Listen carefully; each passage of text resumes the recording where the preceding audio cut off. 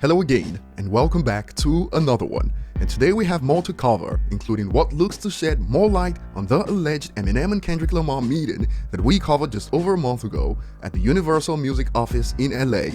And now more signs support the report that actually happened following Kendrick Lamar's latest announcement via an open letter on the web. And this has sparked discussions as fans that followed that story have revisited that discussion.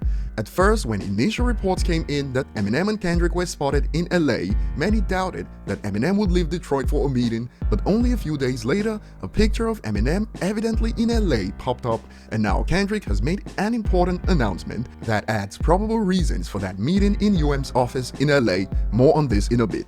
We also have an update on what we've known for a while, that Eminem was set to feature on Grip's upcoming album, and the track list is out. And before we dive in, if you enjoy content like this, don't forget to hit the like button, subscribe to the channel if you're new, and find me on social media at ETLifestyle_web. So the track list for I Died For This, you gotta say it that way, is out now, set to feature Royce, Eminem and more, slated for the 27th of this month, and the fact that the track names and feature lists are separated has sparked discussions on what songs other artists are featured on, like Eminem for instance. And I have to say kudos to the person that made this decision, as it adds an element of unpredictability to it, and it's working. Apart from the discussion centered on the amazing artwork, where some have even suggested, I love the art for this album, I wish M would have art like this for his future projects, more discussions are also centered on the track Eminem features on, and some are confident it is the track Enemies, perhaps because 3 is used to represent the reverse E that's associated with Eminem, hence this. Enemies definitely 100% the Eminem track, he wouldn't spell it that way if it wasn't, though some are not as confident, probably on the track Enemy. However, on the other end, some believe he's definitely on Hands Up. All in all, Gotta featuring Wara sounded fresh to me, so I'm certainly looking forward to this project, although it wasn't everyone's cup of tea, but it's all subjective. Save your thoughts on the track list for the comment section. And moving on to the next topic at hand, just over a month ago, a source from UMG's office released info that Eminem and Kendrick Lamar had a meeting in the LA office, and of course many doubted this ever happened, until a picture confirmed that Eminem was actually in LA. And now a latest announcement from Kendrick is also in line with this, as Kendrick confirmed that his upcoming album with TDE is his last with them. And from the open letter it says, "As I produce my final TDE album, I feel joy to have been a part of such a cultural imprint after 17 years. The struggles, the success, and most importantly, the brotherhood. May the Most High continue to use Top Dog as a vessel for candid creators as I continue to pursue my life's calling."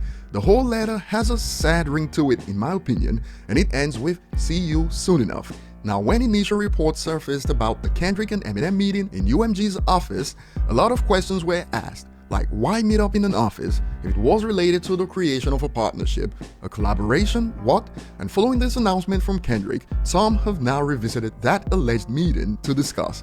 Over on Reddit, a thread goes, K.Living Top Dog just opened Instagram and saw Kendrick's notes about how his next album is gonna be his last with his current label, and it's got me thinking, does anyone else think that this has something to do with K. and M being spotted in the UMG offices? This might be a reach, but you never know.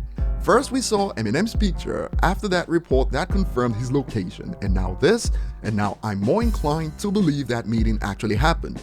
And the user expands, Top Dog handled the C19 situation like idiots. They didn't let their artists release music at all for a year and something. That's probably a reason. The label is poorly run. And after a user responds, the OP replies, "You thinking what I'm thinking?" To which a user responds, "Out of all the theories I've seen on this subreddit, this might one the most believable, time will tell."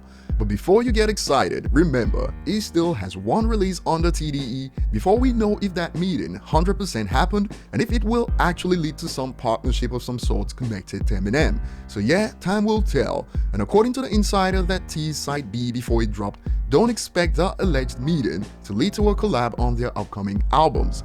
The source revealed hours before Kendrick's announcement that Eminem and Kendrick will not be on each other's albums, so we are probably looking at what comes after their releases in 2021, a year where we should 1000% expect Eminem to drop check out this exchange. So we can assume that M will release his album later on. Is it Slim Shady LP2 or a new theme album? And in response, the source claims, yes, he is 1000% dropping in 2021. All the Slim Shady LP2 rumors are fake though. So we look to be getting Drake, Kanye, Eminem, Kendrick in what? 4 months? Comment below, thanks for watching, and see you on the next one.